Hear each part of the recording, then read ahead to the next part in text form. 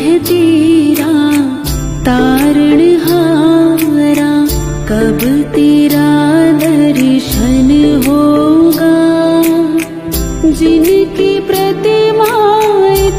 और परमात्मा कहते हैं कि राम किसी को मारे नहीं, मारे तो हत्यारा राम, अपने आप ही मर जाएंगे ये कर कर खोटे काम।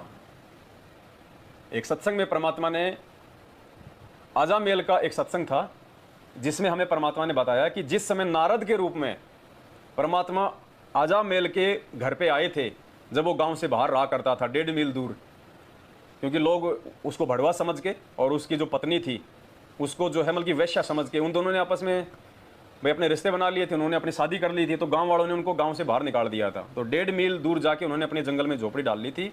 वो अपना शिकार करता था, अपने हाथ से अपनी शराब निकालता था, वो बनाते थे, खाते थे, अपना जीवन जी रहे थे, वो दोनों ही थे। तो मालिक की अच्छी आत्मा थी, पिछले जन्म की आत्मा थी, इसलिए परमात्मा ने उनको वहाँ से निकालना था।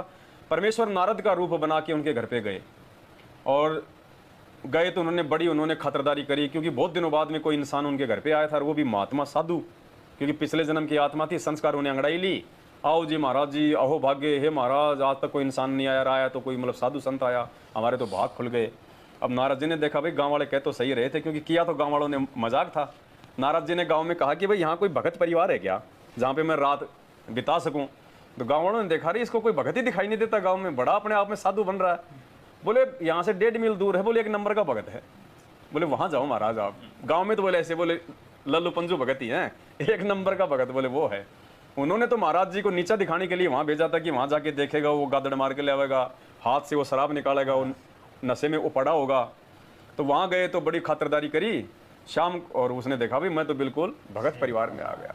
अब शाम को उधर से आजामेल आया, गादड़ मार के ले आया, गुरुजी कहते हैं टांग के ला रहे पीछे, और ले आके यूं पटका चौक में, ले भगवान आज तो बड़ी मुश्किल से मिला है बना सब्जी। और नारद जी ने देखा रे भाई क्या चक्कर हो गया ये। बोले बेटा ये कौन है? बोले जी आपका भगत है। मेरा भगत? बोले ऐसा?